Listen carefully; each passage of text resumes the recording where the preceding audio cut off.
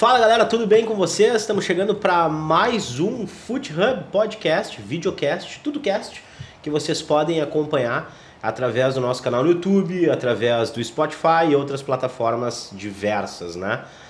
Em mais um episódio dessa série, hoje eu estou aqui com meu amigo queridão, nosso grande professor, parceiro, já chamei ele de tudo durante esses episódios, Fernando Carvalho, para nos apresentar o convidado de hoje, mais do que especial. Oi, Fernando. Bem, Dricos, prazer mais uma vez estar aqui contigo no nosso FootHub para discutir coisas do futebol, não o futebol propriamente dito que vem sendo jogado, o que tem acontecido nos últimos tempos, mas como sempre, falando de estratégia, de proposta, né, de instrumentos, né? E hoje eu tenho muito prazer em receber um filho aqui, né? Verdade, cara. Paulo César do Nascimento, conhecido por Tinga, com quem convivi muito tempo e convivo até hoje, mas anteriormente muito diretamente, foi fundamental, Tinga, tu sabe disso, nas nossas conquistas, e foram muitas. Então quero te receber com os braços abertos, como sempre, né?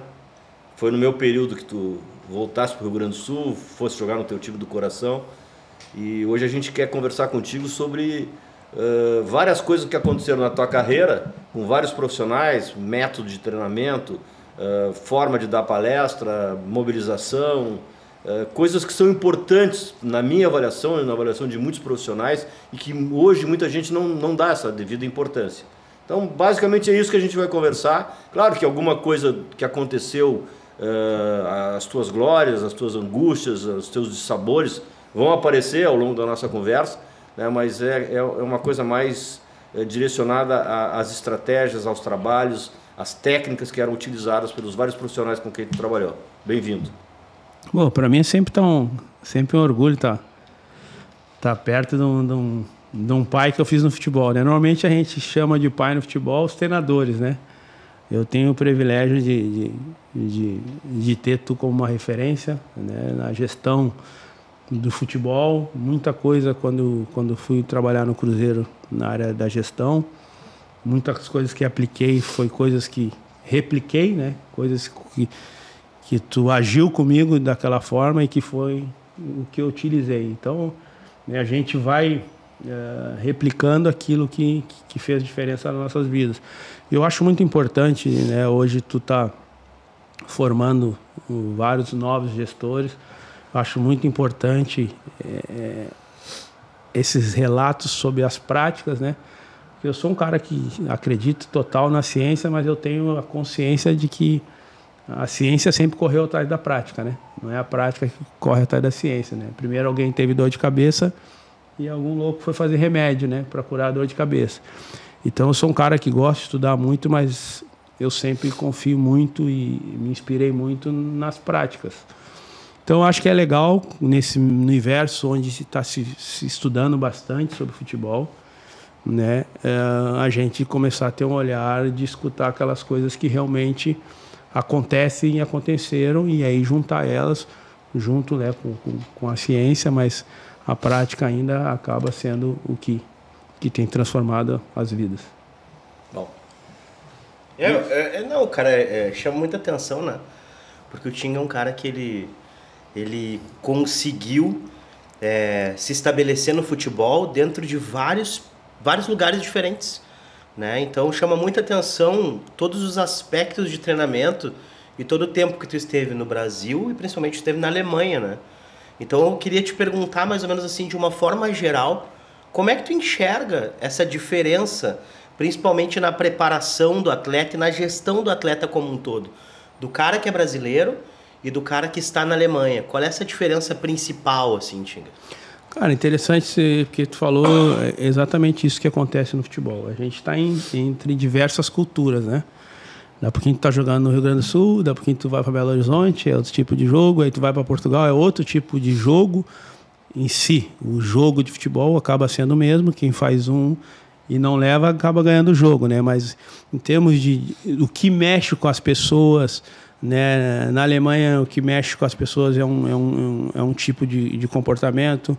Portugal talvez outro, em Belo Horizonte é outro, no Rio Grande do Sul é outro. E nós aqui que somos formados aqui no Rio Grande do Sul, A gente tem um pouco de facilidade para se dar bem na Europa, porque a gente tem as estações bem definidas, nós temos o frio, o nosso jogo, né, perante o resto do Brasil sempre foi um jogo mais agressivo.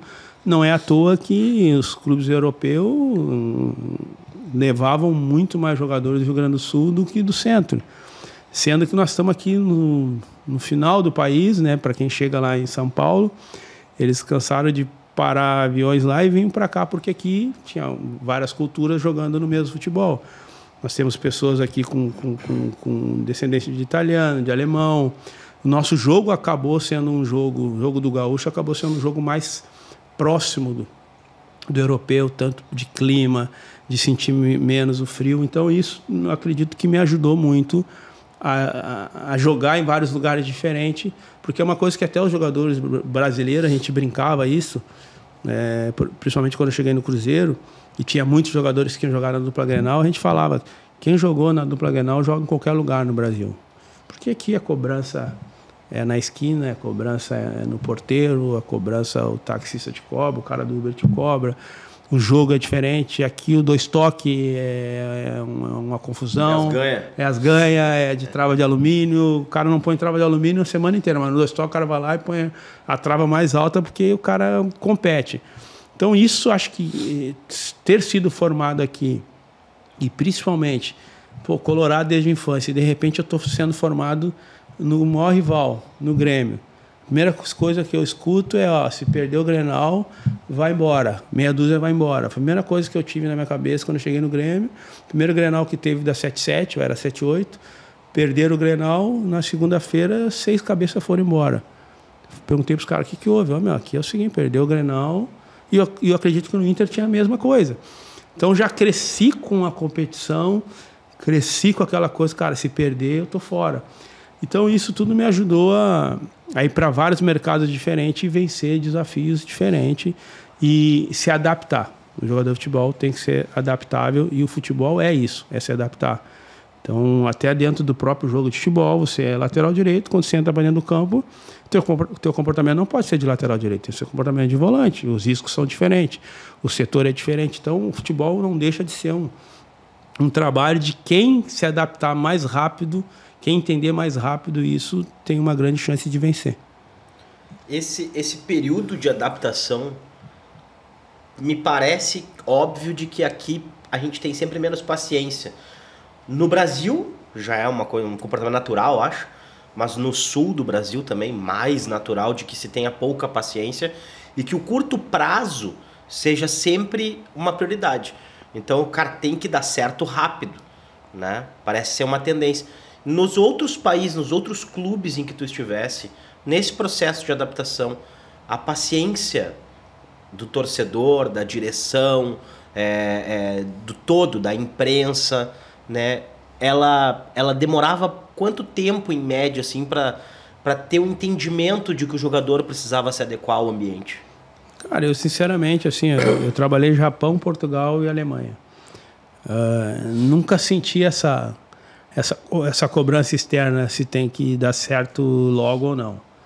Né? Lógico, o Japão eu cheguei já jogando, então, né, não senti. A Alemanha é a mesma coisa, cheguei jogando. Mas em Portugal eu demorei quase 2 meses para me estrear. Né? Fui no banco 3, 4 jogos e nem entrei. Quem era o treinador lá? Fernando Santos, o atual treinador da seleção. Que é um bom treinador, simples, assim, um bom treinador. Dentro daquilo que eu acho bom, né? Porque hoje o futebol tá tão moderno, né? Que quando eu escuto pouco sobre futebol, tô um pouquinho distante de futebol, e às vezes quando escuto eu me sinto até meio perdido. Eu falo, cara, será que foi esse esporte que eu joguei, né? É tanta nomenclatura diferente. Às vezes eu falo, parece que os caras estão dentro de um motel, é passivo, ativo, propositivo. Então, assim, tem coisas que eu fico olhando, cara, será que é tudo isso, né? Eu acho que as nomenclaturas, elas mudam. Não sei se todo mundo está adaptado a mudar ela, mas o jogo continua sendo o mesmo jogo. Quem tiver mais bem servido dentro do meio campo tem uma grande chance de dominar o jogo. Então, assim, não sentia essa coisa que tem de chegar e ter que dar certo. Aqui o cara já tem que dar certo na coletiva. Se o cara errar o nome do time na coletiva, já deu errado. Se o cara chegar com a camiseta vermelha no Grêmio, já deu errado. Se o cara descer no aeroporto e falar algum nome errado, em vez de falar que está indo morar na Avenida Beira-Rio, falar que está indo morar na Zenha, já deu errado. Então aqui, desde o momento que o cara chega em Porto Alegre, ele já pode ter dado errado na chegada, no tipo de entrevista. Por isso que às vezes tem jogadores que chegam aqui, mesmo sem jogar, ele já consegue cativar. E isso tem que ter um cuidado, porque isso ficou muito fácil de o cara chegar ídolo antes mesmo de jogar. Se o cara está vindo para o Grêmio, dá uma entrevista falando mal do Inter, ele já virou ídolo. Se o cara está chegando no Inter falando mal do Grêmio, ele já virou ídolo. Então, as pessoas começaram a entender o que agrada, o que não agrada. Eu chego em Belo Horizonte, eu falo mal do Atlético, eu já posso ser um ídolo no Cruzeiro. E isso é um ídolo momentâneo, porque depois, quando a bola rola, continua sendo as verdades. Eu sempre digo, eu tenho 2 filhos que jogam futebol, eu digo para eles, o futebol já era difícil de mentir na antiga, mas o cara conseguia mentir um pouquinho, né? Hoje está mais difícil, tem câmera para tudo que é lado. E todos os jogos são transmitidos. Né? Tudo é transmitido, não tem como dizer, meu, atrás daquele cara que está jogando bem. Não, peraí que eu vou ver se ele está jogando bem. Clico ali. Então, assim, tem que ter hoje cada vez mais um cuidado, porque hoje se tu tiver sequência, tu vai mostrar se tu é bom, mas também tu vai mostrar que tu não serve. Então, eu acho que é legal esse debate sobre futebol, cada vez mais falando, mas as pessoas não podem esquecer que o futebol ainda é o jogo mais simples possível. Quanto mais simples você for, se eu fizer o ano inteiro num time fazendo um gol e não tomando nenhum, eu sou o melhor time do mundo. Ganhando de todo mundo, não tomou de ninguém, certamente eu vou ganhar o prêmio de melhor time do mundo no final do ano. Ô, Fernando, lembrou uma frase aqui do professor Paulo Paixão, que esteve conosco aqui já conversando também, que ele falou, cara, depois do advento do aparelhinho, do GPS aquele, cara, tu não correu tudo isso que tu acha que tu correu, não, tu não cumpriu, não tem como, né? O primeiro jogo que eu te assisti foi um jogo de... Base, né? Na base, 5-1 para vocês. Eu era diretor do Amador. Tu jogava lá com o Gé, Rodrigo Grau. Sim, fiz o primeiro, acho.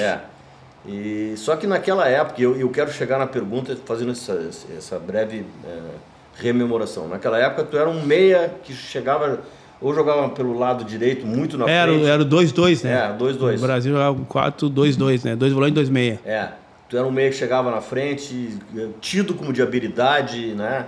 Depois, fosse jogar no time de cima do Grêmio, o teu primeiro jogo foi aquele jogo contra o Sport Recife, tu fez aquele gol que driblou meio time, e sempre tido como um craque, um jogador de meio para frente. Do meio para frente, né? Daqui a pouco, tu foi pro Botafogo, voltou, daqui a pouco foi pro Japão, daqui a pouco tu voltou pro Grêmio. Quando tu voltou pro Grêmio, tu já era outra coisa, tu era um jogador competitivo, o chamado box to box, né? Que tipo de preparação tu fez? Como é que tu chegou nesse novo conceito? Foi uma conscientização pessoal? Algum treinador teve influência para que tu mudasse a tua característica de ser um jogador de habilidade para ser um jogador de competição? E aí, claro, tendo habilidade, né, mas acima de tudo sendo a base do teu trabalho sempre foi movimentação. Tu defendia como volante e atacava como meia, né? Esse foi o teu grande diferencial. Quem te marcava não conseguia, né? Porque tu marcava como volante, o meia deles, né? E ele não te marcava como volante como tinha que te marcar, entendeu? Então, quando é que começou isso? Onde é que apareceu o Tinga assim, múltiplo? Onde é que apareceu o time? Quem é que fez a cabeça? Foi no Botafogo? Foi no Japão? Porque só depois dessa tua passagem por esses novos ares que no Grêmio, no time do Tite, tu veio a ser o Tinga que foi até o final. Interessante a pergunta e a colocação. Na verdade, a base é sempre legal, né? De falar o que é a tua base, né? Em qualquer lugar, a base é o que vai te sustentar, né? Assim como num prédio, que sustenta um prédio é uma base. Eu fiz a base jogando assim já. Com o Rogério Zimmermann eu jogava, né? Jogava 2 volantes, eu jogava como terceiro. E numa época o Gé como número 10. E depois quando foi o Ronaldinho, que a gente ficou eu e o Ronaldinho jogando junto durante 2 temporadas, o Ronaldo era o 10, mas era o 10 que ele não tinha obrigação nenhuma de voltar, né? Então ali eu aprendi mais a pegar o lateral na passada, né? De achar o time certo de sair para a lateral para pegar a subida do lateral quando passava no meio do campo, para soltar o ponta. né? Esses acordos que tinha de tempo, né? E aí, quando eu fui para esses dois lugares, Japão e Botafogo, que eu acabei jogando... Era o Joel tanto? Joel, teve um 3-5-2 que faltou jogador pra caramba, todo mundo suspenso. E ele falou, tu joga ali de segundo homem? Jogo porque acabaria sendo o mesmo terceiro. Mesma coisa. Por ter 3 zagueiros atrás. E eu joguei ali e falei, daqui eu não saio mais. Quando eu voltei pro Grêmio, que o Tite foi para pré-temporada, o Tite foi me botar... Foi um dos melhores 3 zagueiros de todos os tempos, aquele 3 zagueiros do Grêmio, né? O 3-5-2 do Tite não teve, dizem que não teve outro igual aqui no Brasil, que até porque jogam diferente, né? Aí eu cheguei e o Tite foi me botar a jogar de meia, porque tinha a mesma imagem minha do início do Grêmio, de quarto homem ali. Eu falei, não, Tite, eu vou disputar a posição de volante. Ele usa muito até hoje, ele fala isso, vários jogadores que foram para a seleção, eles falam que ele sempre conta essa história, que eu tinha 5 jogadores na posição, eu seria o 6º. E eu falei, não, quero disputar a posição de volante, de segundo ou terceiro homem. Ele falou, já tem 5 ali. Eu falei, não tem problema, deixa eu disputar ali. Isso passou 2 meses, eu era titular, depois campeão da Copa do Brasil e seleção brasileira. Tudo em curto prazo de 7 meses. Mas a base eu já jogava assim. Então eu tinha uma memória. Só que quando eu fui para esses outros clubes, então no Botafogo eu joguei de lateral esquerdo. Teve um jogo que eu joguei de lateral esquerdo. Teve um jogo que eu joguei de lateral direito. Joguei de atacante. Lateral ou ala? Lateral mesmo. Lateral esquerdo, lateral direito. Joguei de volante, que é onde eu firmei, e joguei de atacante. Uma hora eu jogava eu e o Túlio, outra hora eu jogava o Donizete, o Túlio e eu pelo lado esquerdo. Então, o que eu digo assim, o futebol, tu vai aprender a jogar ele quando tu jogar em várias posições. Isso que as pessoas têm que entender, que é uma coisa que eu acho que atrapalha muito a formação hoje. O guri pega desde os 11 anos, se ele é extrema, né, que agora é extrema ou ponta, enfim, se ele joga de ponta esquerda ou extrema, ele treina desde os 11 anos jogando ali. Isso é um problema, porque quando ele entra de repente para dentro do campo, ele tem somente aquele comportamento. Então, na formação, na base, quanto mais posições tu jogar, mais você entende o jogo. Então eu tinha essa facilidade, eu me considero um jogador nota 5,5, 6, mas que vivi coisas de jogador nota 8. Né? Joguei em seleção. 98% dos jogos nota 8, né? E joguei nos principais lugares, joguei tudo que um jogador sonha, eu vivi isso. Seleção, Europa, campeão de Libertadores 2 vezes, todos os campeonatos nacionais tive oportunidade de ganhar, e eu me considero um jogador normal, mas que entendi o jogo. Hoje tem muita gente que tem muita qualidade, mas não entende o jogo. Então, essa mudança que tu perguntou, ela veio com esse repertório de dificuldade. Uma hora vai jogar na lateral esquerda, vai entender. Cara, quando eu estou na lateral esquerda, com a perna contrária, melhor eu já botar a bola para dentro do campo. Para mim, aqui eu tenho controle do que fazer. Se eu deixar ela para fora, não sou canhoto e minha margem de campo encurta mais ainda. Já tem só a linha para fora. Então, quando eu fui me distribuindo e jogando em vários lugares, eu fui entendendo cada momento do jogo, cada risco. Né? Então, isso que eu digo, quando um lateral entra para dentro do campo, ele não pode ter comportamento de lateral. Senão ele vai cruzar para fora, vai chutar na cabeça de alguém. Ele tem que ter ali, ele sabe que tem outros tipos de jogadores do lado. O risco de perder a bola é um risco de centro, né? Um risco de perder do lado. Então eu vejo que essa condição de depois vencer na carreira como volante, que gerou essa confusão na vida das pessoas, de falar, eu te vi tu jogando quase de ponteiro, de repente tu tá jogando de volante, foi ter passado pela mão de vários treinadores, passado por várias posições e que me possibilitou jogar como é o jogo mais simples. Com a bola, joga, sem a bola, marca.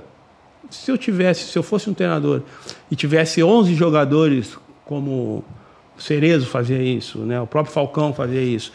Né? Se eu tivesse 11 jogadores como Edenilson no Inter, eu jogo com 11 jogadores. Eu jogo com 11 desses aí. Né? Sem a bola vai marcar e com a bola vai atacar. Então é isso que eu aprendi. Que é o segredo do futebol, né? Hoje. O Cruyff já dizia, né? O meu primeiro atacante é o goleiro e o meu primeiro defensor é o centroavante. É isso, esse é o segredo do futebol. Exato. Tu conseguir o maior número de jogadores que entenda isso, porque o grande segredo do futebol que eu vejo é como é que eu sou influente nos 88 minutos que eu não tô com a bola.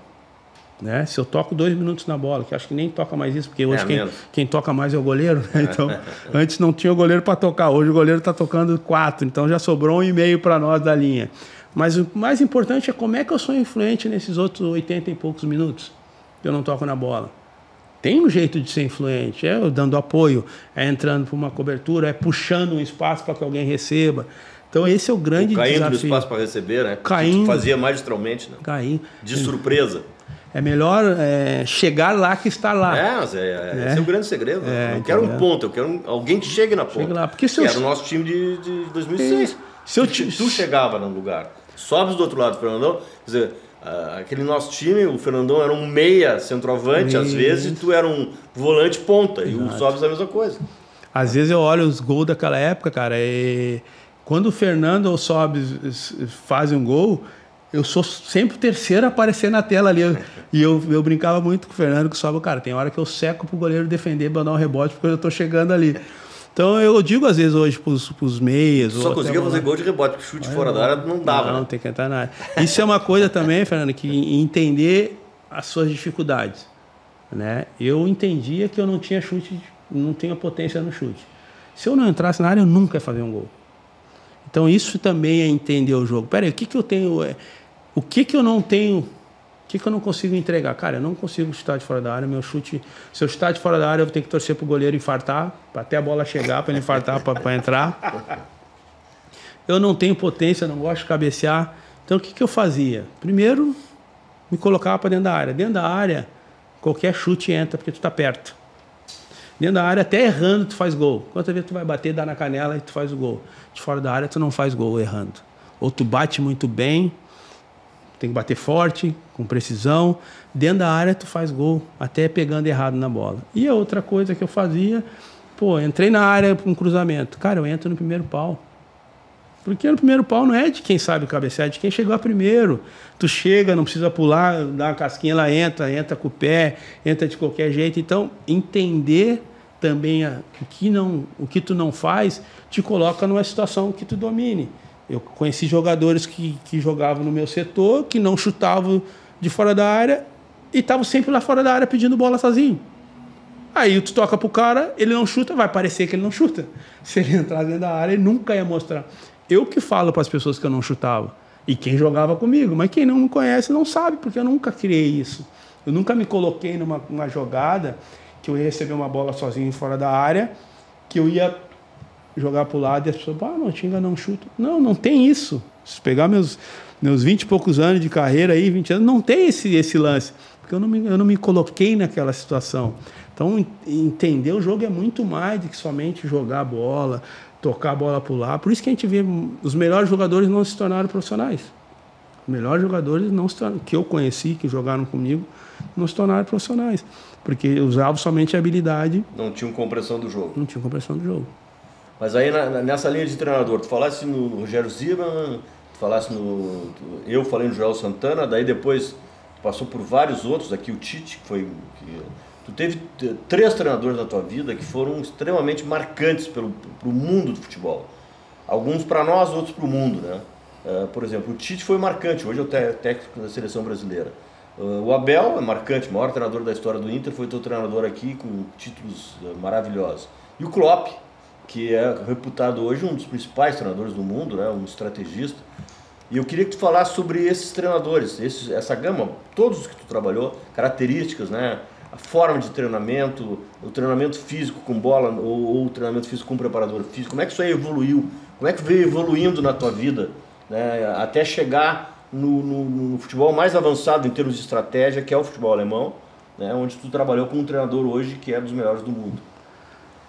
Então, Fernando, eu vejo assim, eu me considero ter um privilégio de ter começado a jogar no século XX e parado no século XXI, né? Então, acompanhei essas mudanças, né? Peguei treinadores aqui desde 96, 97 e peguei já no novo, né? No século XXI, 2015, treinadores. Aprendi com quase todos. Alguns aprendi até o que não fazer, que isso é importante. Né? Às vezes tu aprendeu o que não fazer, já te ensina para muitos anos. Mas assim, falando desses 3 que tu citou, eu acho que eles têm muitas coisas parecidas. E para mim a principal delas não está nem na relação tática, técnica, treinabilidade, até porque hoje, cara, qualquer um pode fazer o mesmo treino, é só ir no YouTube, eu faço o treino do Guardiola se eu quiser amanhã. E não é isso que vai diferenciar, é como eu aplico isso, como é que eu cobro isso, como é que o meu jogador entende que eu estou passando isso. Hoje o jogador de futebol não consegue entender se tu está replicando o treino ou se realmente tu entende aquilo que tu está dando e que faz sentido aquilo que tu está dando. Hoje tu derramar 300 cones coloridos dentro de um campo e replicar um treino é a coisa mais simples. Mas o jogador entende que aquilo ali, cara, aquilo ali realmente vai ser bom para a minha carreira, vai ser bom para o nosso time. Então, o que eu vejo nesses grandes treinadores, citou esses 3 e outros que eu tive também, tem isso. Mas, para mim, o que mais torna, para mim, o Klopp, que hoje é o melhor treinador do mundo, o Tite, que é um dos melhores, o Abel também, é a lealdade desses treinadores, que às vezes o que mexe mais com um jogador de alto nível não é se o treinador sabe melhor o 3-5-2 ou as coisas que mais carregam nós e que faz a gente correr até mais do que a gente correria, que é o correr pelo treinador que a gente fala, são os detalhes humanos. É como esse cara se comportou no momento que eu estava mal, como esse cara se comportou no momento que toda a imprensa estava batendo em mim, como esse cara se comportou no dia que eu errei, ou no dia que eu fiz uma merda por estar empolgado, jogando bem, como é que ele me chamou, como é que ele conversou comigo, o que ele mostrou para mim que me carrega até hoje. Então são esses valores que tornam esses treinadores diferentes. Pode ter certeza que o que torna o Klopp, o próprio Guardiola, o Tite, Abel, enfim, Muricy, os treinadores todos vitoriosos, que torna eles diferentes foi a parte humana deles. Como eles se comportaram com os jogadores no momento onde todo mundo pisaria neles, ou todo mundo falaria algo que às vezes tu olha assim, a imprensa está falando, que é para o treinador fazer isso, e o treinador chega lá e faz exatamente o que a imprensa está falando. Tira esse jogador,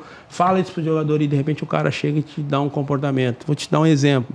Eu tive uma situação com o Tite, que eu estava muito bem naquela época, ele me chamava, falava que eu era o motorzinho do time, e eu tinha ido para a seleção, dei uma empolgada, e nós tínhamos um jogo decisivo na quarta-feira, e nós tínhamos um jogo antes desse jogo decisivo, que era, se não me engano, era uma semifinal, quarta final de Copa do Brasil. Nós tínhamos um jogo pelo Brasileiro contra o Paysandu no domingo. E eu fui pro jogo, já pensando na quarta-feira, e joguei mal pra caramba no primeiro tempo, joguei mal o segundo. O Tite me chamou na segunda-feira e falou: pô, cara, o que houve? Tá com um problema? Primeiro tentou me escutar, eu falei: não tem problema nenhum, professor. Pô, mas tu não jogou nada ontem, cara, o que houve? Não tem problema nenhum, é que fica tranquilo que era contra o São Paulo o jogo decisivo na quarta. Fica tranquilo que contra o São Paulo eu vou arrebentar, né? E ele pegou e falou pra mim: beleza. Chegou no jogo contra o São Paulo, no intervalo ele me tirou. E tava mal? Mal, quebrei a bola também no primeiro tempo contra o São Paulo, ele me tirou no intervalo. Na quinta-feira eu fui cobrar ele, cheio de mar. Professor, me tirou no intervalo. Ele falou: você estava fazendo a mesma merda que você estava fazendo no domingo, mas não desse jeito, aquele jeito educado dele, né? E eu falei: mas ele falou: sabe qual que é o problema? Na vida a gente não escolhe a hora de pegar e largar. Domingo, quando eu fui falar com o time do Paysandu, tu disse: não, eu vou arrebentar quarta-feira. Tu chegou quarta-feira no primeiro tempo, tu não tocou na bola e eu te tirei. Então que tu leve pra tua vida. Na vida a gente não escolhe a hora de fazer as coisas boas e a gente não pega e larga a hora que a gente quer. Isso eu carrego até hoje, é a mesma coisa aqui. Quando vocês vêm aqui para fazer esse trabalho aqui, para dar aula, para fazer o podcast, tu não fala assim: cara, hoje eu vou lá mais ou menos, na outra semana eu vou... Tu tá sempre tentando fazer o melhor. Então, isso é muito mais importante do que o Tite ter falado para mim: quando a bola estiver do outro lado, lá tu tem que entrar por aqui. Quando a bola... Cara, não lembro. Eu peguei esses treinadores todos, eu não lembro de muita coisa que tenha mexido comigo assim na questão tática. Eu não sei se é porque eu entendi um pouco do jogo. Eu lembro mais das coisas humanas, da lealdade. De mobilização, de comprometimento. De comprometimento. Porque, cara, e se imagina que um profissional tem que entender de futebol.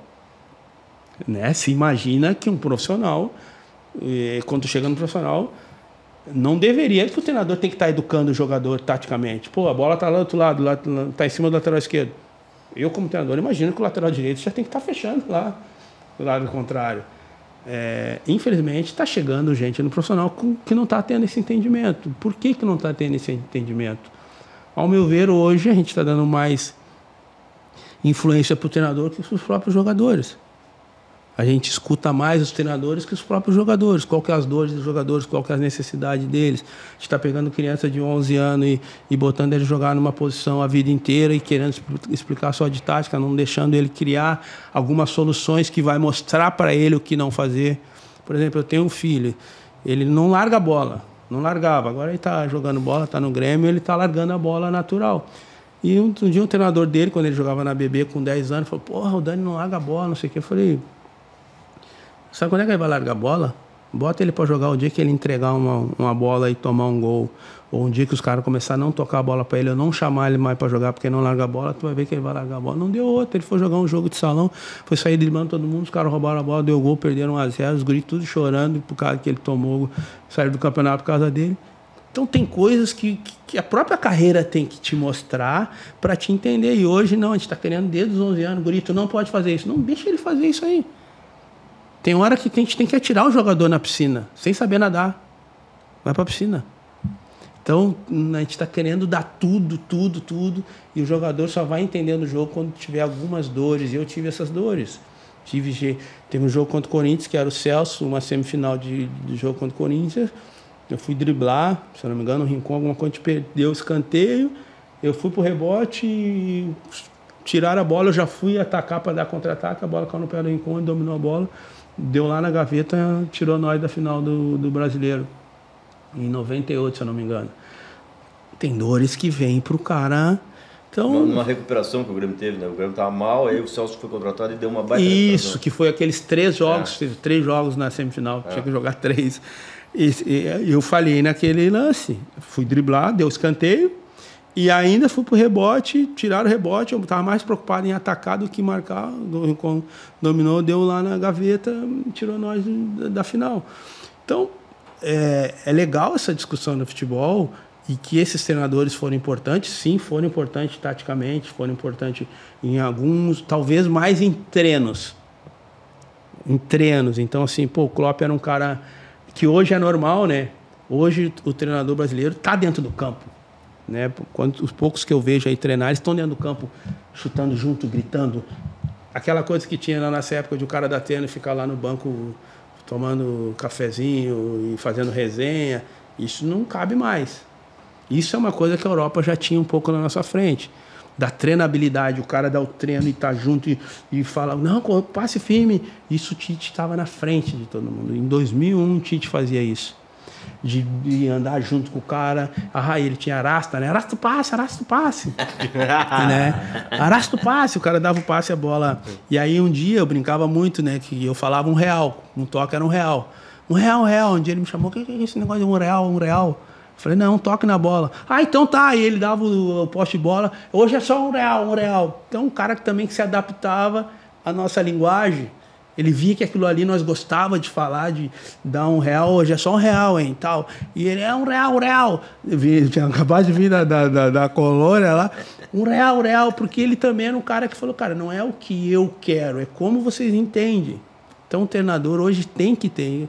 O Klopp tem isso de sobra. Foi um cara que eu falo com o maior prazer do que o cara que eu poderia ter jogado mais 2 anos no Borussia, se ele não tiver chego lá. Chegou, me aproveitou os 2 anos. Primeira conversa que ele teve comigo, cara, tem um cara muito importante pro clube, precisa muito de ti. Eu fui, primeiro ano machuquei, depois segundo ano acabei jogando. E quando estava para cá 6 meses para acabar o meu contrato, ele me chamou e falou, cara, não, você não vai ficar mais, mas falou totalmente diferente do que a gente faz no Brasil. Aqui, quando no Brasil, quando tu não quer renovar o contrato com o cara, tu começa a isolar o cara.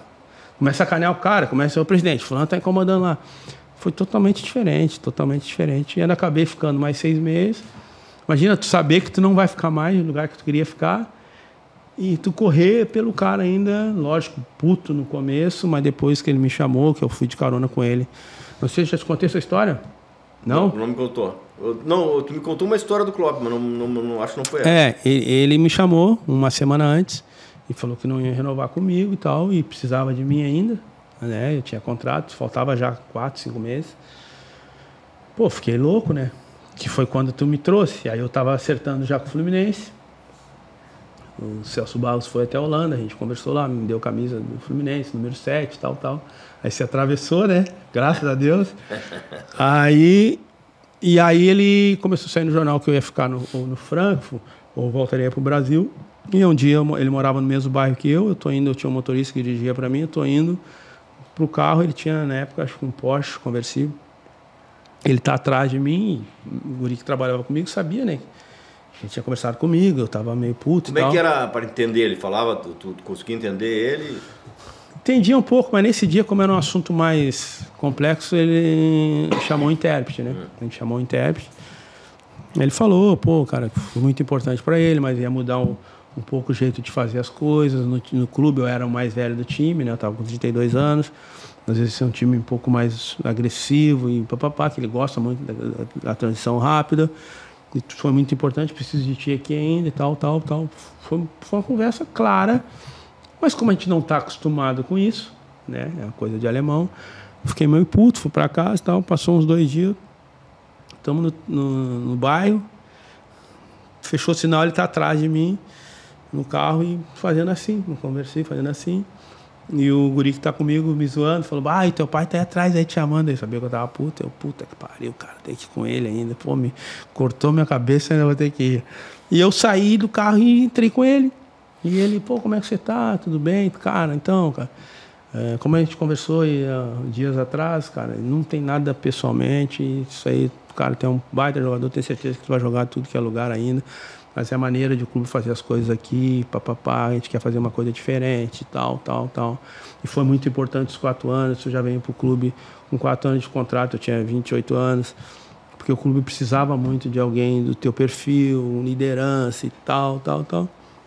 Cara, aí começou a ficar leve o negócio, eu comecei a entender, cara, pô, legal, né? Diferente, né? No Brasil o cara já... E aí ele até, cara, se quiser ficar na Alemanha, alguém perguntar alguma coisa, pode pedir para falar comigo, né? Porque até para entender que não é problema, porque, pô, tem um cara que todo mundo gosta no Borussia, daqui a pouquinho tu tá indo embora, né? Que não é um problema, que não é disciplina e tal, indisciplina. E aí aquilo ali marcou para mim, cara, porque eu comecei a usar aquilo também na minha vida, que, cara, que vai chegar o tempo. E a gente vê que a gente tem uma dificuldade no Brasil de encerrar os ciclos. A gente fica protocolando. O brasileiro tem uma dificuldade de enfrentar situações difíceis e de falar a verdade. Isso aí... E é ruim para todo mundo. A verdade salva todo mundo. Verdade, eu costumo dizer que a verdade te defende sempre. Claro. Né? Salva todo mundo. Tem uma frase muito boa que é: com a verdade a gente lida, né? Com a verdade a gente lida, com a mentira a gente não consegue lidar. Com a verdade a gente lida, porque tu sabe o que está acontecendo. Tu pode até não gostar, mas é a verdade. E não tem o que fazer. Então, isso para mim, então, assim, por isso que eu te digo assim, cara, eu vejo muita discussão sobre tática, sobre jogos propositivos, sobre atacar ou não. Cara, o time voltou. Cara, não tem como eu não voltar se os caras estão me atacando. O time fez e recuou. Não é eu que recuo. Não. Às vezes o time se organiza, depende da troca. Pô, dá uma recuada que é estratégia. Mas muitas vezes tu recuar porque o time tá te atacando. Como é que vai fazer? Não, você me atacando, eu não vou voltar porque eu sou um time que eu quero propor. Pra propor. Pô, meu cara tava dentro do meu gol. Não vou voltar. Não, cara, tem coisas que é do jogo, que é natural. A gente não pode querer achar ciência para todo jogo. Tem coisa que acontece que é do jogo. Tem coisa que a gente nunca vai entender. Tem coisa... Eu só vou acreditar no futebol propositivo 100%, no que temos que atacar, na questão do melhor é o jogo, que o jogo tem que melhorar. Eu só vou acreditar o dia que o melhor jogador da competição não ser do primeiro colocado, que o melhor ordenador da competição não ser do primeiro colocado, que os melhores jogadores de uma partida, alguém falar o melhor time foi o time que perdeu. Não acontece isso. Raramente acontece isso. A gente viu agora, Campeonato Gaúcho, o melhor time disparado foi Ipiranga. O melhor futebol disparado foi Ipiranga. Porra, tiveram ainda um grande prêmio de foram 5 jogadores para a seleção. Acho que é uma coisa que não acontecia, no mínimo, há 2 décadas. Acho que uma vez que aconteceu isso foi com o Caxias do Tite. Pô, foi um baita mérito, mas as pessoas... Cara, o trabalho que o Ipiranga fez é um trabalho que o Inter e o Grêmio tem que estar, no mínimo, conversando com esse Luizinho. Para escutar ele. Peraí, cara. Tem que ficar no radar. Não, e os jogadores que o Ipiranga revelou... São nossos, né? Que custam 30, 40 mil por mês, diferente dos 400, 500, 600 que pagamos, chega toda hora. Que chegamos toda hora. Do exterior, né? Esse lateral esquerdo, que foi agora para Curitiba, é um baita jogador. O Porfírio? O Diego Porfírio. O Diego Porfírio, eu gostei. O lateral direito também é bom, mais velho. E que serve... mas é mais velho. Cara, tu quer casar com ele, tu quer jogar quantos anos com ele? Pô, 30 anos, joga um ano entrega, 2 anos, entrega. Brincando aqui, nós somos campeão mundial. Com... O jogador do 15, pô. com o zagueiro do Juventude, com o volante do Caxias e com o lateral direito reserva do São Caetano, né? Pra ser bem sintético. E um volante do Nova Friburgo lá, que era o Edinho. É assim que se faz, né? Eu pelo menos acho que é assim. Jogador tem em todo lugar, então assim, eu vi no Ipiranga jogador entrou um meia, que é um jogador que joga no Inter no Grêmio. Ele entrou no jogo, eu não sei nem o nome dele, num jogo que o outro não jogou. Tinha um 20 lá que joga em qualquer lugar. Então assim, por que eu estou citando isso? Porque a gente fica falando de que tem que melhorar o jogo, mas quando tem alguém que melhora o jogo, se ele não ganha, ele não é valorizado. Ele não é valorizado. Então continua sendo aquilo que eu acredito na minha formação. Minha formação é essa, é ganhar. 1-0, sem tomar gol, estou feliz, quero sempre, se eu puder fazer isso o ano inteiro, eu quero ganhar de 1-0 e levantar a taça, porque é isso que o torcedor se identifica. Então a gente não pode também pegar uma coisa que nunca vai ser realidade e trazer para cá. Para mim hoje o melhor trabalho do Brasil é do Abel. O Abel joga muito parecido... O Abel do Palmeiras joga muito parecido com o que jogou o Filipão, com o que jogou o próprio nosso Abel. Cara, o futebol do Palmeiras, tu não vê nada de troca que todo mundo fica dizendo. O zagueiro do Palmeiras, que é um baita zagueiro, eu adoro ver ele jogar, que é o... Gustavo Gomes? Pau o tempo todo, dá uns 300 balão no jogo quando tem que dar. Cara, a hora que tem que dar, dá balão. E dificilmente perde a bola em andamento, né? Que é o grande mal do futebol de hoje, né? Cara, hoje tu não precisa fazer gol, tu recebe gol. Se eu treinasse hoje, eu ia treinar só para marcar bem saída de bola. Cara, hoje tu não precisa fazer gol, tu recebe, todo jogo alguém dá um brinde. Se tu não tomar gol, tu já tem a chance de ganhar. Então, é legal essa discussão, acho que é muito legal, mas, cara, tem que ter um equilíbrio, porque hoje posse de bola é um perigo. Hoje tu ter a posse de bola é um perigo, depende de onde ela estiver. Eu adoro jogar com um time que tenha posse de bola. Se for uma posse de bola dentro na frente do teu cofre lá, eu quero sempre. É a história do controle e do domínio, né? Exato. Tem gente que controla o jogo e tem gente que domina o jogo. Quem é que ganha? Quem controla o jogo. Xinga não vai lembrar, mas uma vez ele assistiu uns jogos meus de beach tênis na BB. E sei que ele joga esporte raquete, beach tênis, o beach eu tô bem. E aí é o seguinte, o regramento é muito parecido, né? Quem erra menos tem a chance de ganhar o jogo é enorme. Futebol não é jogo primeiro de acerto, é jogo de erro, pô. Tu vê se tu certo, mas tu matar o ponto é secundário. Primeiro é não errar. Não errou, a tua chance de vencer é muito grande. A gente sempre faz um time como a gente faz uma casa, né? Começa fazendo por baixo, né? Depois tu vai ao telhado, depois tu põe uma alegoria lá. A sala tem que ter a cozinha, porque senão tu não come. Não come, né? Então, faz aqui a basezinha direitinho, vai indo, lá na frente você põe um telhado, uma alegoria, dá uma pintada. Mas se tu fizer isso, né, e mexer, aí a cozinha tem que estar legal, senão todo mundo vai morrer, que a cozinha é o meio, né? Então, eu acho muito legal, cara, tudo que está acontecendo, esse movimento, tudo, mas a gente tem que ter um equilíbrio, porque senão tem muita gente que está pegando somente essas aulas, né, tática, e tá querendo chegar a replicar. Cara, eu falo com os jogadores. Hoje eu atendo, para te ter uma ideia, eu não estou próximo do futebol, eu não sou empresário, não tenho jogador, mas eu atendo mais de 150 jogadores do futebol na minha agência de turismo. Eu faço as viagens pessoais deles, das famílias. Cara, eu tenho hoje mais contato com o jogador do que quando eu jogava. E principal, jogador do mundo todo. Cara, eu vejo os caras falando umas coisas que é importante no futebol, e quando eu converso com o jogador fala, poxa, não tem nada a ver isso aí, continua sendo a mesma coisa, a gente continua se movimentando pelo aquele que é firme, pelo aquele treinador que é fiel, pelo aquele treinador que dá o mais simples possível para nós. Então, é esses que fazem a grande diferença. Uns toquezinhos que muda a carreira do cara. Pega um lateral e cara, tu tá tocando e tá passando. Cara, tu tá arrebentando o teu ponteiro, porque tu toca pra ele e já passa. Se ele perder a bola, tu tá fudido, cara, e tu tá fudendo ele. Toca pra ele, dá um apoio por trás. Se tu sentiu que ele conseguiu girar, que ele tá seguro, aí tu passa. Às vezes esse toque muda a carreira. Eu vejo vários jogadores que olham, pô, esse lateral é bom, só que não vai vencer, porque ele toca e passa. Só que o torcedor que tá vendo, ou às vezes aquele cara que comenta futebol e não entende, fala, puta, esse jogador joga pra caramba, como ele toca e passa. Cara, mas ele tá arrebentando o extrema dele. Porque se eu toco a bola pra ti e passo, cara, eu tô estragando um problema. Primeiro que tu fica com medo de perder a bola. Difícil passar pra mim, porque tem um cara atrás. Se tu perde a bola, eu tô morto. O que eu faço? Por que o Daniel Alves continua sendo o melhor lateral que a gente tem? Porque ele entende o jogo. Ele dá a bola, sabe jogar, dá o apoio por trás. Te decidiu, tá seguro, eu passo. Vai ser o nosso lateral da Copa e por mérito. Porque entende o jogo. O que a gente espera, acha que o lateral é bom? Fulano toca e passa. Toque e passa é muito bom pro público que não entende. Para quem entende, tá arrebentando o cara. Toca, vê se o cara tá em condição e mostra pro cara, tu tá seguro, tô atrás.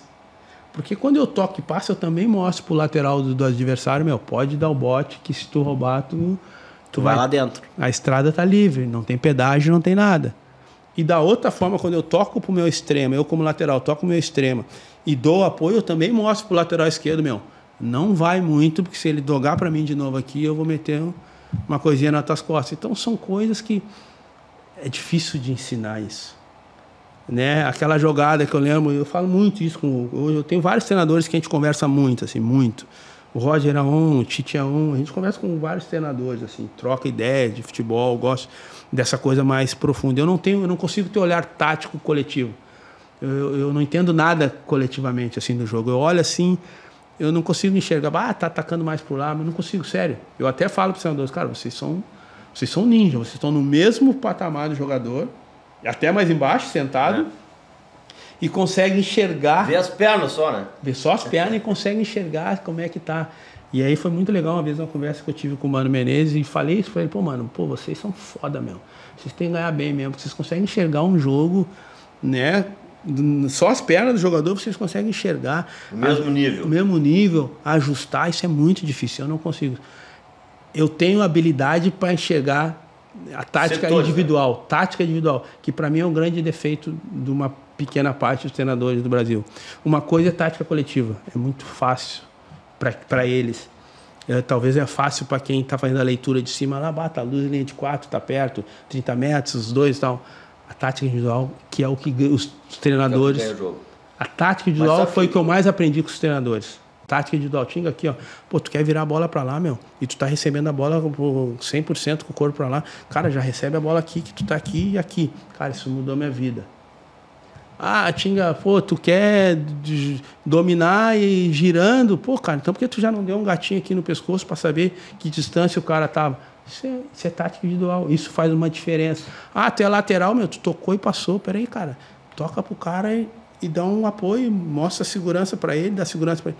Isso aí é muito mais forte do que dominar a tática coletiva. A tática coletiva é obrigação dos treinadores, mas eu admiro muito porque eles conseguem ver isso no mesmo nível. Eu falo muito isso com o Roger, a gente conversa, é o que eu mais converso, mais seguido.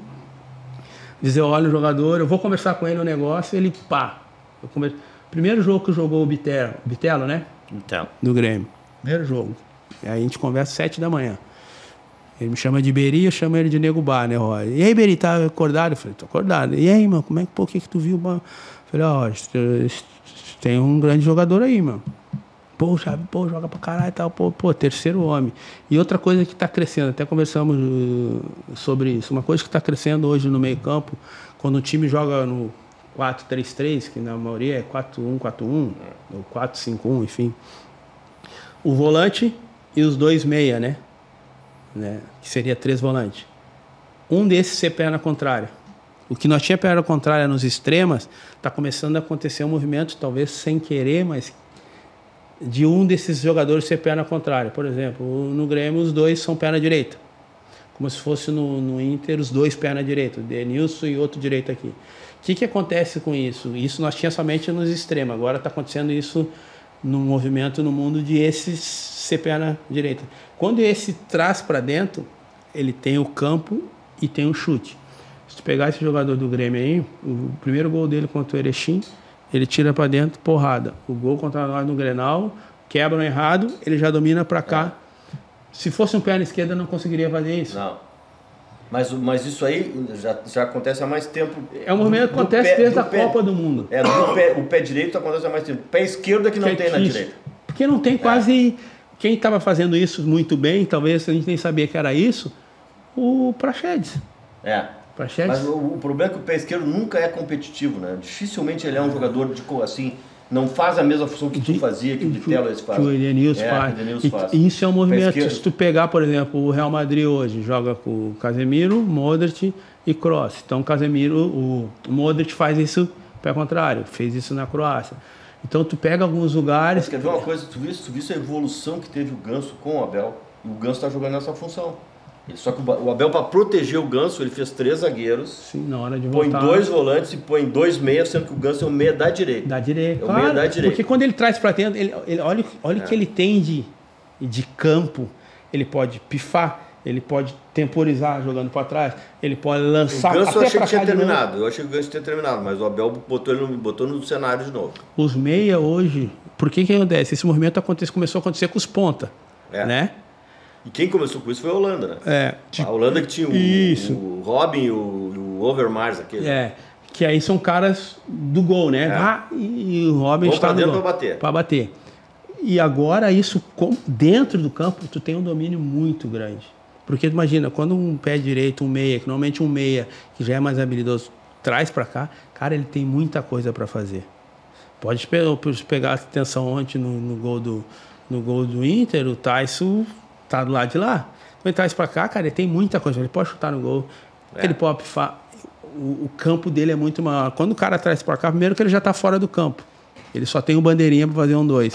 Então esse movimento, cara, é um movimento que vai começar a acontecer. Natural, uma coisa que eu tenho enxergado assim, falei, cara, cara, quando o De Bruyne joga daquele lado ali de esquerdo, pra mim é o melhor jogador hoje de tomar a decisão no mundo. É o De Bruyne. Ele joga de tá mal, né? De qualquer lado. Não tá jogando, mas quando ele joga de tudo, ele joga até de centroavante, que é um cara que entende o jogo. Joga de centroavante, entende o jogo. Cara que entende o jogo. Quer fazer alguma negociação de jogo? Não conheço ele, só de jogar contra. Mas tu quer ver outra coisa que aparece pra mim, que sou leigo, né, na verdade. Tu não é. E falando isso com total de verdade, muitos sabem disso. Dos dirigentes que eu trabalhei, tu é o que mais conhece futebol. Campo. Vários conhecem futebol. De campo, de talvez tu tenha essa questão de entender de tática individual. Cara, aquele jogador é bom para aquele lugar. Bom para aquele time. Isso é entender de tática individual. Então, dos que eu trabalhei com vários. Mas cadê aquela frasezinha?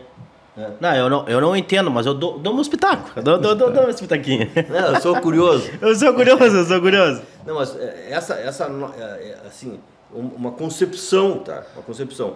Jogar com ponta do pé trocado, o centroavante não pode ser de área.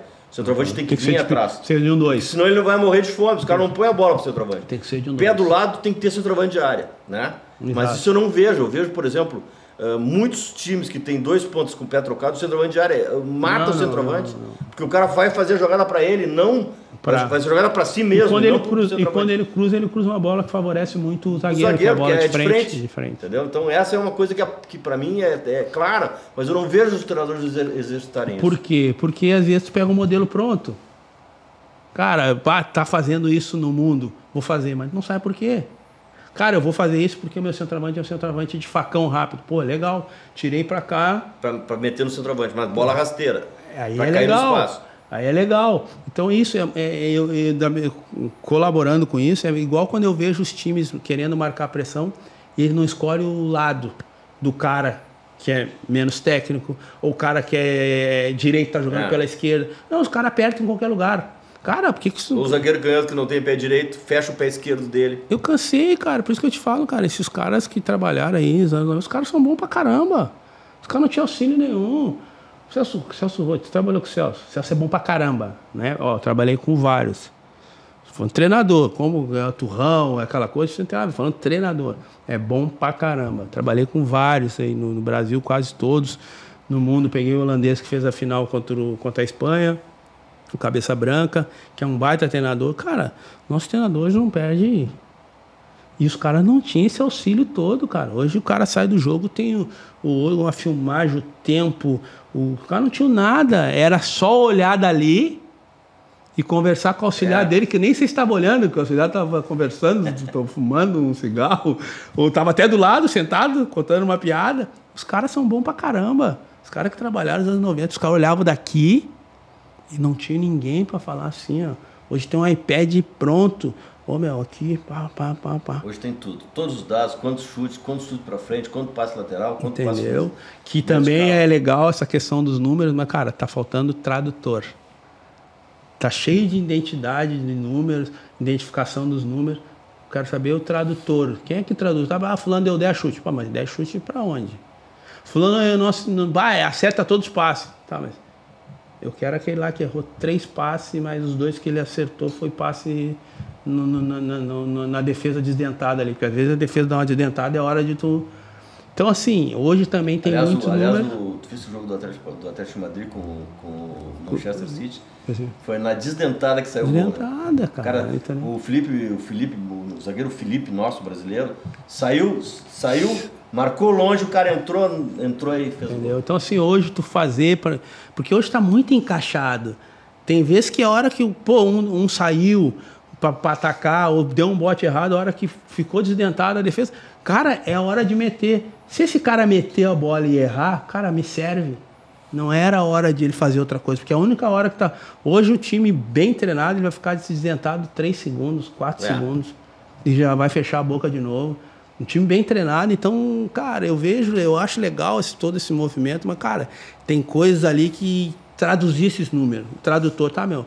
O jogador é bom, tá, mas é bom pra onde? Cara, para mim esse é o grande segredo desse tipo de trabalho, a métrica de avaliação. Tu tem que ter métrica de avaliação, tu tem que saber a razão que tu está fazendo aquela pesquisa e está tendo aquele dado e como é que tu vai usar para o bem, como é que tu vai usar aquilo ali para produzir alguma coisa. Isso é o fundamental, entendeu? Os teus analistas de desempenho, né, o teu analista funcional, ele tem que trazer ali o que de útil ele está tirando daquilo ali, senão é mais um número, né? Mais um número. E saber para onde, cara, para onde tu tá levando isso? É pro Inter, pro Grêmio? Pô, cara, pro Inter, pro Grêmio, nesse momento, puta, como é que se comporta esse jogador quando tá tomando vaia? Tem algumas coisas que não tá nos números ali, que é comportamento. Pô, como é que esse jogador, vamos olhar esse jogador num jogo que eles tomaram 2, 3 e que tava comendo a vaia, vamos ver como é que foi o comportamento dele. Talvez ali tu consiga identificar, esse jogador...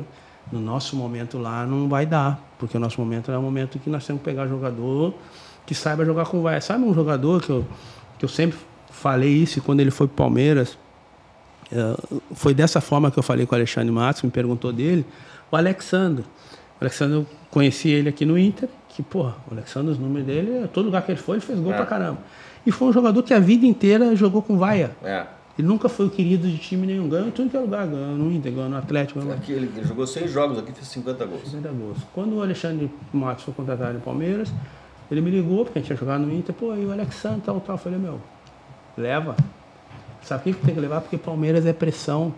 E vou te falar, esse tá acostumado a jogar com vaia. Leva, porque, cara, não deu outro. Ficou 3, 4 anos lá, foi campeão de tudo lá no Palmeiras. Isso não tá nos scouts, isso não tá nos números. Isso aí é, cara, perfil, entendeu? Perfil. Ele queria levar outros jogadores, até que estavam com os números menores que ele. Falei, cara, pro teu momento, tá chegando no Palmeiras. Palmeiras, a torcida é pior que a do Corinthians. Que a do Corinthians, ela vai depois que acaba o jogo. A do Palmeiras, ela tá enchendo o saco ali o tempo inteiro. Na semana também, né? Na semana. Não tá fazendo isso porque tá há 10 anos ganhando. Que eu acho que o Palmeiras tá muito parecido com as melhores fases de Inter e as melhores fases de Grêmio. Eu acho o Palmeiras muito parecido com a gente ali, com aquela nossa geração, assim como a geração do Filipão. É um time que quando chega no momento entende que é o seguinte, é... Pra ganhar. Pra ganhar. Tanto que uns amigos que eu fiz aposta aí na época que estava Atlético e Palmeiras, eu falei, quero valer comigo, eu vou no Palmeiras. Não, mas Palmeiras. Atlético, eu vou no Palmeiras. O Palmeiras entendeu que é o seguinte, esse jogo é outro tipo de jogo. Decisão é para ganhar, não para jogar. Para ganhar, entendeu? Então, assim, o treinador casa bem, é um cara que todos os caras que trabalham com ele lá falam que é um cara leal, verdadeiro, que as coisas que os jogadores entendem, que isso chega um nível. Acho que o mais importante ali desse Abel é que as coisas têm relação de causa e efeito. O que ele treina e dá certo. Sim. Porque, por exemplo, a vitória contra o Flamengo do Renato, o primeiro gol foi uma jogada ensaiada. Ele tirou o Renato de trás, ele tirou o Renato de um determinado lado e fez a jogada com o lateral direito saindo, né, na posição de ponta para fazer a cruzada. Então, foi uma jogada que ele repetiu 2 vezes e na terceira vez deu certo. Isso gera um crédito do caramba, entendeu? Isso acontecia, vários treinadores, o próprio Abel, né, cara, se nós fizer isso aqui, nós vamos ganhar o jogo. Cara, tu olha o cara falando isso aí, tu fala, porra, vou fazer. Agora já vou entrar num outro assunto, Dricos, que a gente comentou antes da aula. Essa relação, como é que tu enxerga essa relação que tu teve no Cruzeiro e qual é o limite dela, né? A relação com o treinador, com o presidente do clube, ou com o Alexandre Matos, que na verdade era o gestor, com os jogadores, tu tendo sido um atleta do grupo, te tornar uma espécie de chefe ou fazer parte do outro lado do balcão, né? Como é que funcionou isso? Como é que tu vê essa função? E se tu tem ideia de, mais uma vez, no futuro, voltar a essa atividade? É interessante, Fernando, até porque eu sei que tem muitos jogadores hoje te seguindo, fazendo teus cursos, né? Tendo tu como referência. E eu tenho muita certeza do que eu vou falar.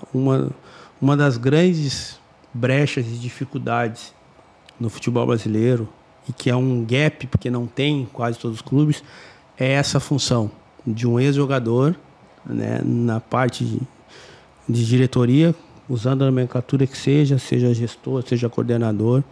Eu acho que isso daria um ganho muito importante no clube, mas ao mesmo tempo eu acho que isso ele tem uma dificuldade para acontecer, porque requer muito detalhe, né? Como tu falou, eu tive essa experiência no Cruzeiro, que para mim foi fantástica, mas é uma experiência que, se eu tivesse feito um movimento errado, poderia ter acabado com tudo e ter saído do clube como uma pessoa negativa. Porque é uma função que os jogadores confiam em ti, te falam as coisas. O treinador confia em ti, fala as coisas. O presidente confia em ti, te fala as coisas.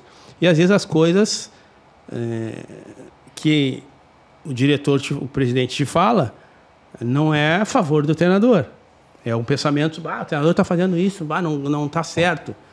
Ou o jogador reclama que o treinador não está fazendo isso, ou o treinador fala, fulano está de migué, não sei o quê. E como que tu faz... Como é que tu transmite isso sem que seja uma fofoca, sem que aquilo gere um problema e que torne aquilo ali uma solução, solucione aquilo? Para que aquele ambiente que talvez não está legal, vire um ambiente legal. Então, o maior desafio para mim ali, que é muito delicado, que eu acho que quanto mais gente a gente formasse nessa função e ajudar muito o futebol, primeiro que ninguém entende mais do futebol do que o jogador. Ponto. Tanto que a maioria que vira treinador é jogador. Ninguém entende mais do futebol. A maneira mais fácil de empreender futebol, a primeira é jogando, a segunda é olhando. Essas duas maneiras melhor de aprender futebol. Jogando e olhando. É o que eu falo para meus filhos. Quando tu não está jogando, você tem que estar olhando no jogo. Não tem outra escola melhor. Não joga, olha. Tu vai aprender até o que não fazer. Então, quando eu fui para essa função, eu tinha de 25 jogadores, 19 tinham jogado comigo, 13 eu era padrinho de casamento, entendeu? Só os padrinhos do Léo, o padrinho do Dedé. Amizade com toda, uma confiança que eles tinham em mim fodida, presidente com uma confiança fodida, um treinador que eu nunca tinha trabalhado, mas era gaúcho, me conhecia. Eu conhecia ele, mas não tinha essa confiança como tinha, porque eu não tinha trabalhado com o Mano. O presidente é o Gilvan, que foi meu presidente quando eu joguei. Então, assim, mano, ali, Fernando e o pessoal que está nos assistindo, eu fiquei ali entre vários momentos ali, cara, como é que eu Como é que eu traduzo isso que de repente o presidente me falou para um jogador sem que seja uma fofoca e sem que seja vindo do presidente? Então eu tenho que criar um formato na minha cabeça de repente dar um toque no cara, tipo, será que tu não tinha que dar uma conversada com o presidente sobre o negócio? Mas por quê? Não sei, dá uma conversada com ele. E de repente tu pega um treinador que hoje tem vários treinadores que não gostam que o dirigente entre no campo, por exemplo. Tem vários treinadores que não gostam que o dirigente pisa no campo. Eu não sei se tu já pegou isso, mas tem treinadores que não gostam que o treinador comigo não, nunca teve pise no campo. Tem vários que tem essas coisas. Que eu acho que faz parte, às vezes um dirigente entra dentro do campo, conversa com... Tu não sabe o que as pessoas vão dizer. O cara tá lá falando que tem que mudar. Tudo depende da regra inicial da contratação. O que foi combinado, né? Então, mas ao mesmo tempo eu também não posso chegar pro dirigente e falar, tu não pode pisar no... Presidente, tu não pode pisar no campo. Eu tenho que criar uma forma... E também não posso falar que o treinador não gosta disso.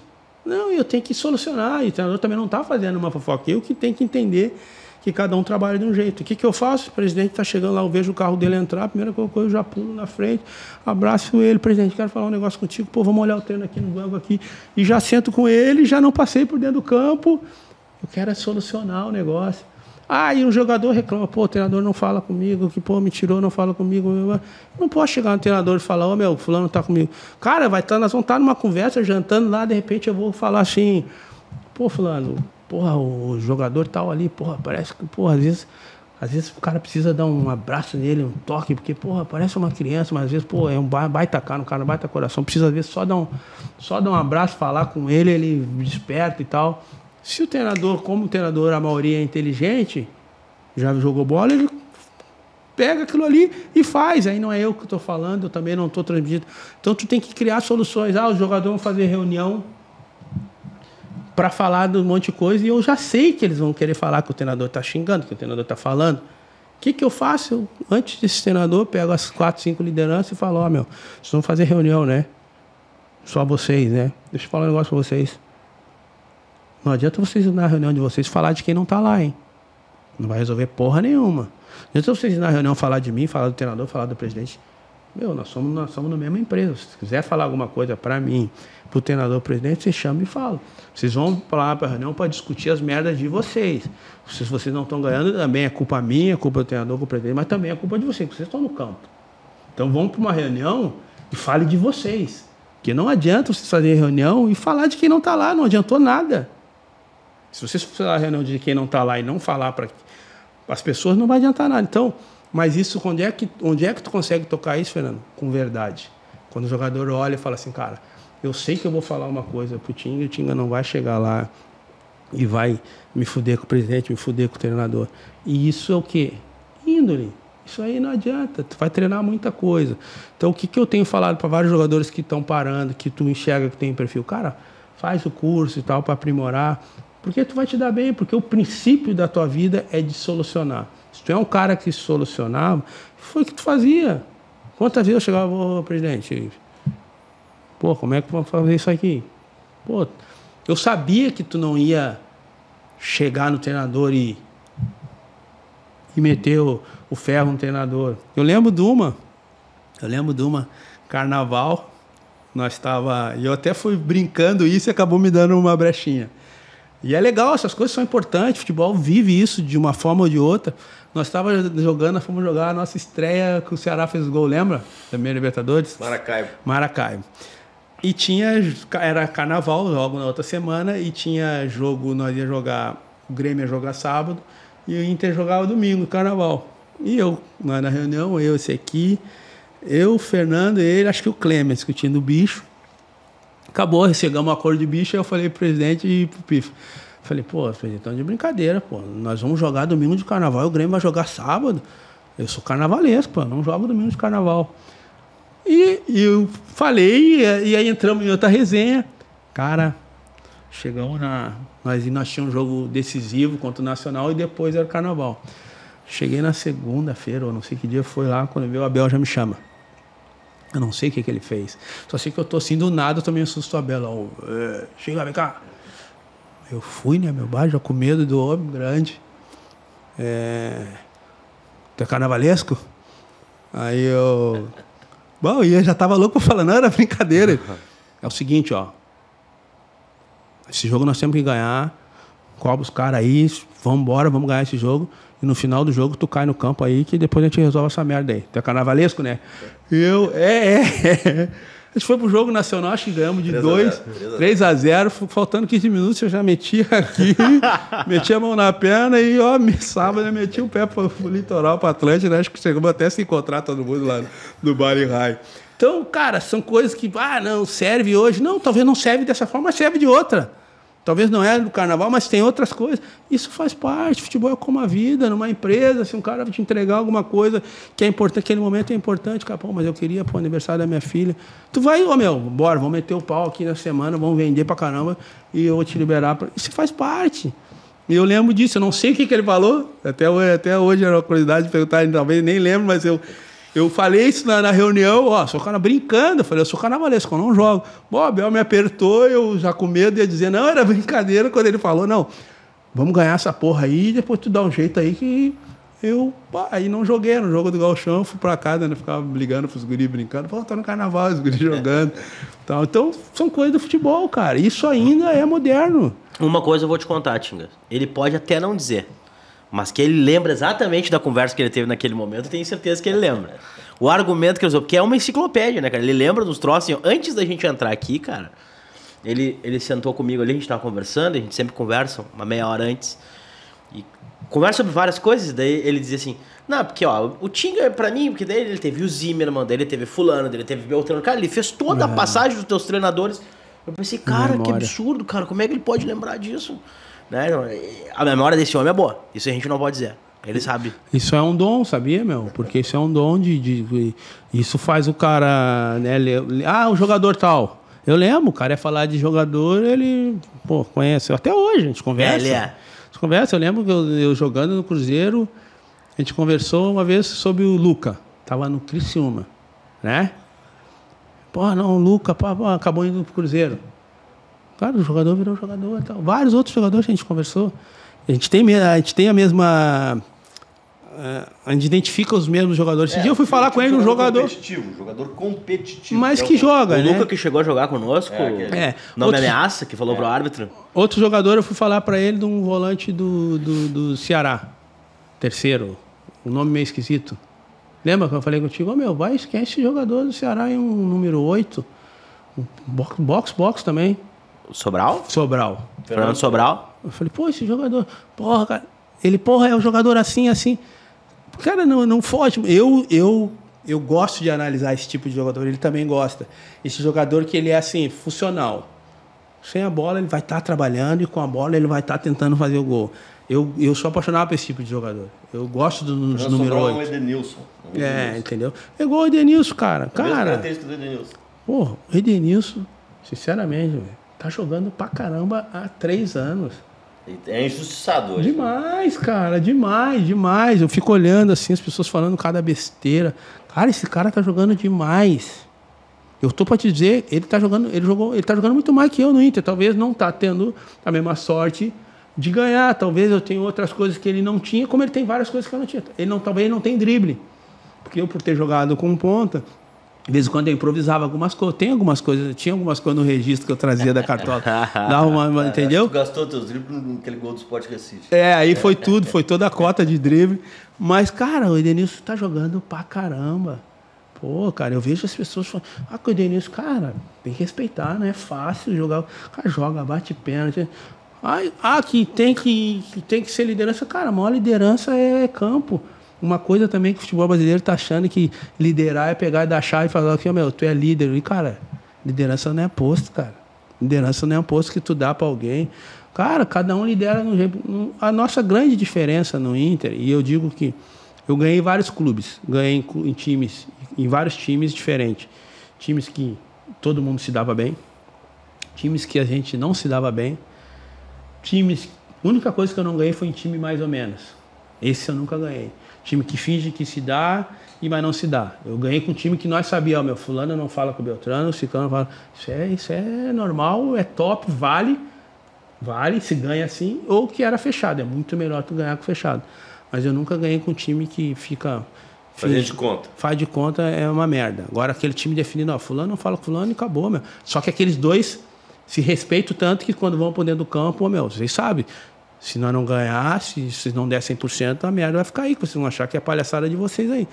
Isso é coisa que ganha. Então, assim, uma coisa que também é importante, principalmente nós falando desse cargo aí de ex-jogadores, que não é fácil, tu jogar com as pessoas e voltar a liderar elas. Não é fácil, é muito difícil. É muito difícil. Então eu vejo as pessoas falando, fulano tem que virar diretor. Cara, não é assim, é muito difícil. Tu tem tanta intimidade que é muito difícil. Eu acho que eu só consegui fazer isso no Cruzeiro porque eu fiz isso praticamente jogando. Meus últimos 2 anos de carreira no Cruzeiro, o Alexandre me dava tanta liberdade para fazer essas coisas. Quando ele ia trazer um jogador, ele falava comigo, eu recebia o jogador.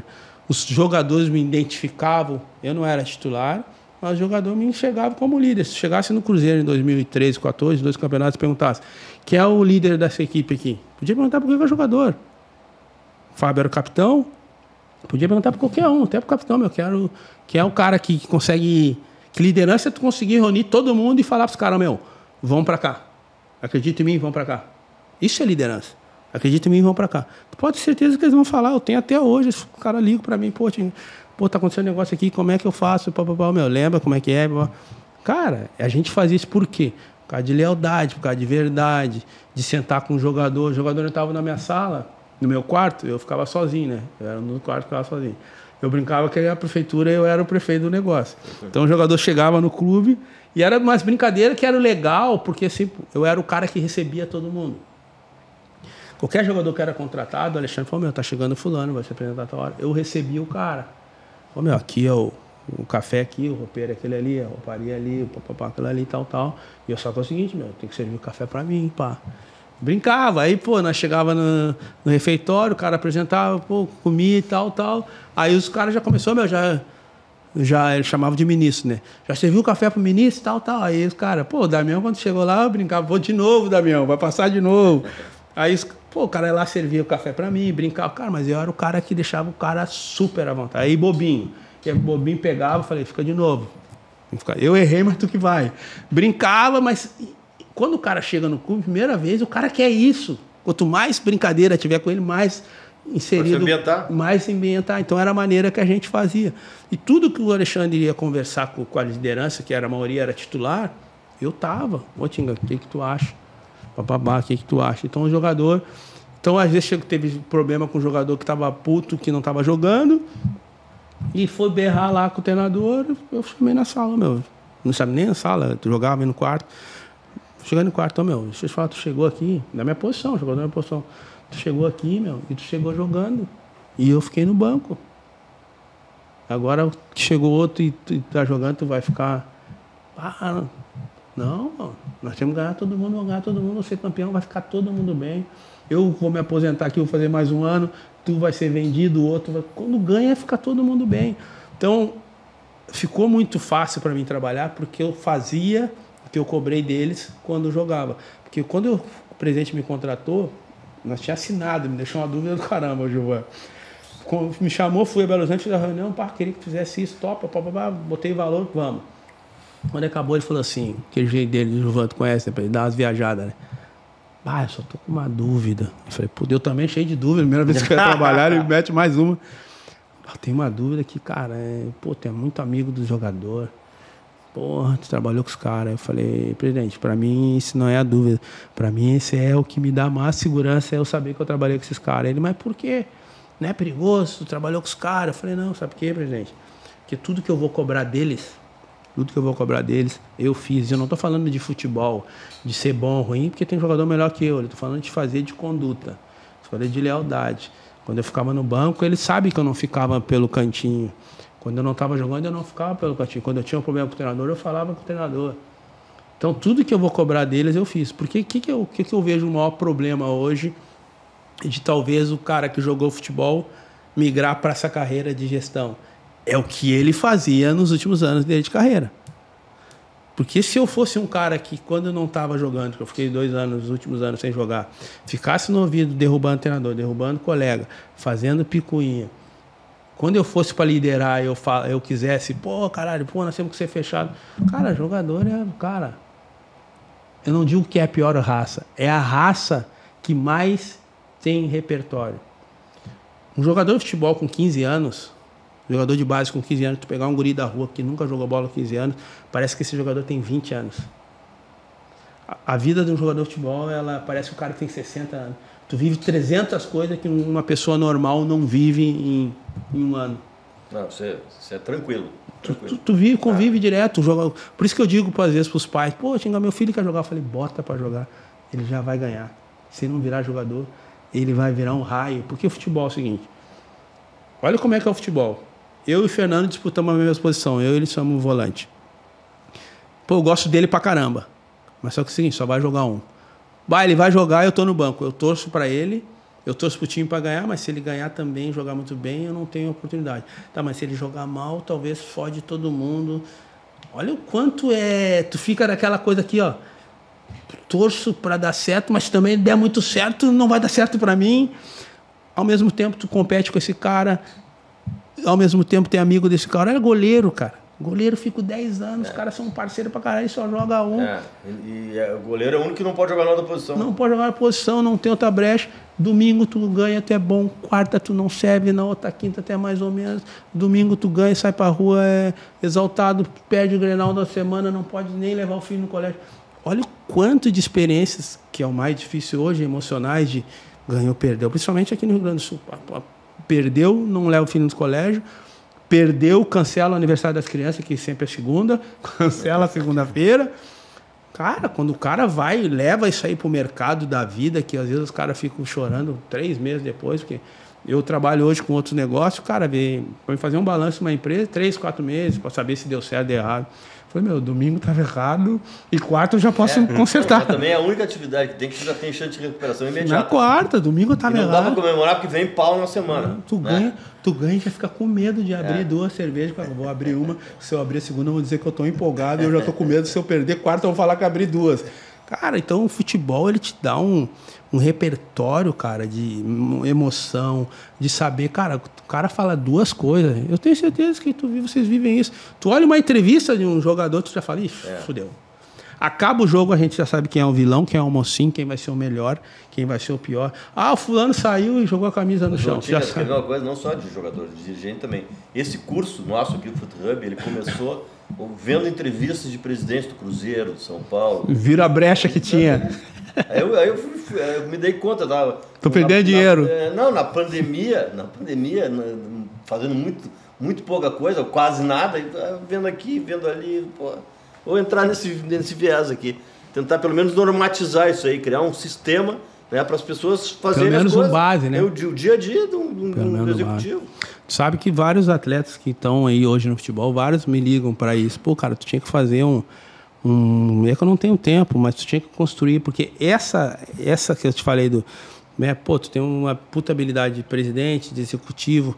Quem treina esses jogadores e ex-jogadores por aí? Cara, eu nunca falei numa reunião, nós fazíamos, nunca falei isso. Nunca. Eu fui já policiado para não falar, no meu tempo eu fazia, nós fazíamos. Cara, eu não jogo mais. Eu chegava, eu não dava entrevista. Em um ano eu dei 3 entrevistas no Cruzeiro. 2 derrotas e uma lá que era para os blogs que ninguém queria fazer lá. Eu falei que nós estávamos tomando porrada, é comigo. Quando nós perdemos nós fomos o primeiro time a sair nas 8ª de final da Sul-Americana, perdemos para o 8º lugar do Paraguai. Perdemos lá no Paraguai nos pênaltis. Pô, chegamos em Belo Horizonte, aí no aeroporto já tinha um monte de nego pegando ali, né? Que pegava entrevista na hora. Hoje não, hoje está barbado. Hoje só bota uma coletiva lá para tomar a porrada e já era. Naquela época, quem desceu, a imprensa pega e fala. Eu, antes de descer, reuni as cabeças ali no ônibus, fui lá, sem mesmo o treinador saber, sem ninguém saber, porque era importante. Eu vi, eu chamei, acho que era o Henrique, o Fábio, o Dedé, o Léo. O Cruzeiro tinha muitas lideranças, por isso que eu acreditei muito no Cruzeiro. Eu vi o Cruzeiro muito parecido com o Inter. Eu tinha participado daquela formação daquelas lideranças todas. Porque, como eu falei, eu nunca ganhei com um time que ninguém se dá, ganhei com todo mundo se dando, as pessoas não se dando, mas sabiam. Mas eu sempre, a única coisa que todos tinham em comum, que tinham várias lideranças. Não tinha uma, duas, não três, tinha várias. Tinha liderança técnica, tinha um cara que não falava nada, mas botava a bola para dentro. Tinha aquele cara que não falava nada, mas que falava assim, opa, e todo mundo olhava. Soldado era um. Soldadinho falava, aquele vozeirão dele desse tamanho, ô soldado, não tá legal isso aí. Os caras já, pô, soldado não gostou. Que é um baita executivo hoje, sabia? Posso te falar? O soldado é o Fabinho. Posso te falar? Dele. Eu, como Colorado, se eu fosse no Inter, era o meu executivo. Não é porque é meu parceiro, porque eu sei que tá trabalhando bem pra caramba no Palmeiras. Trabalha muito bem. Se preparou, não tem boleiragem, tem nada. Então tinha várias... Direto, claro, verdade também. Humilde para escutar, para trocar ideia. É um baita cara, tem futuro garantido. Falo para ele, calma, soldado, tem futuro garantido. Então tinha várias lideranças. Então, assim, quando eu fui pro Cruzeiro, eu vi isso. Eu falei, cara, pô, conheço esses caras, sei que os caras são firmes, participei dessas lideranças, participei da formação dessa prefeitura. Pô, vou arriscar, vou com os caras, vou ser campeão. Quando a gente perdeu esse jogo, que mudou tudo ali, que o presidente estava... Não, acho que a imprensa está pensando em mandar embora. Eu falei, presidente, quando a gente conversou aqui em dezembro, eu falei uma coisa, a única exigência que eu fiz para ti foi uma, que eu queria ser diferente no mercado. Eu queria trabalhar de... Põe o nome que quiser aí, gestor, executivo, o que quiser, coordenador. A única coisa que eu queria fazer parte diferente, e se eu não fizer isso, eu não vou continuar. Nós ia apresentar, isso eu conversei dia 20, nós apresentava dia 6. Eu falei, eu quero apertar a mão do treinador dia 6 e apresentar a mão do mesmo treinador dia 9 de dezembro. É a única coisa que eu quero. Se não fizer isso aí, eu vou embora. Daí nós perdemos a estadual e na quarta perdemos a Sul-Americana. Pressão, diretoria, bababá. Eu falei, eu na minha cabeça, se o mano saiu, pego o meu boné e já volto para Porto. Azar, eu tô saindo fora. Porque eu queria ser diferente. E eu acho que eu consegui. Não fiz nada mágico, mas só graças a Deus ganhou. Mas eu tinha isso como uma regra. O treinador que a gente ia acordar, que já era humano, tinha trabalhado bem um ano antes, eu quero apertar a mão desse treinador no começo e apertar no final. Eu quero ser diferente, que o mercado não faz isso, é difícil. Ou saio junto. E aí eu reuni os jogadores ali, vocês vão dar entrevista, deixa eu falar um negócio para vocês. Tem alguém aqui com o nome de nós? Eu falei para eles, tem alguém com o nome de nós aqui? E todo mundo assim, né? Não tem, né? Então é o seguinte, usa o nós ali quando te descer. Nós perdemos, nós isso. Nós fica um pouquinho no rabo de cada um. Usa o nós. Não vão porque o fulano errou, porque o treinador, porque a diretoria não está pagando. Usa o nós. Melhor coisa que tem no futebol quando perde, usa o nós. Fica um pouquinho para cada um. Ninguém tem o nome de nós aqui, não vai ficar no nome de ninguém. Usa isso. Então eu tratava muito as coisas como eu trataria se eu estivesse jogando. Mas eu nunca boleirei. Eu acho que às vezes o jogador tem que cuidar para quando ele ir achando que ele... porque eu joguei. Talvez aquilo que tu fazia como campo, talvez é até o teu maior prejuízo. Conforme tu te comportou, né? Tu era um cara individualista, porque tem vários tipos de liderança. Tem liderança coletiva, eu posso liderar coletivamente ou eu posso liderar pessoalmente. Eu conheço vários líderes que lideram para si. Aos olhos públicos, porra, do caramba. Mas tu entra lá dentro, os caras, eu não vou seguir esse cara aí, esse cara tá... Tem várias Tem o líder surdo, né? O líder que vai aqui, vai ali, que o consenso em relação a ele é o mesmo, só que ele não fica se expondo, né, desnecessariamente. Que é o que tem acesso, e tem que completar isso. Às vezes tem uma liderança que, o Fernandão, um líder máximo, uma liderança fodida. Mas tinha vários caras que, primeiro que não tinha... Tá certo. Não, tá certo pra ti, mas pra mim não tá certo. Como é que vai ficar? Não, fulano, né, a galera do vinho não curtiu isso aí, como é que faz? Tem que ter essas coisas. Então essas lideranças, elas não são dadas. Assim, eu tive uma experiência com o Zinho no Grêmio, Copa do Brasil, nós saímos tomando 2-0, nós tínhamos 5 jogadores com 2 cartões e tinha o segundo jogo no Morumbi contra o Corinthians, foi pro Morumbi o jogo. Copa do Brasil, intervalo 2-0 pros caras. E nós que tava, eu, Eduardo Costa, os bichos, soldados, que estavam tudo com amarelo. E aí mais o Anderson Lima, não lembro outro. 5 caras com amarelo, com 2 amarelos.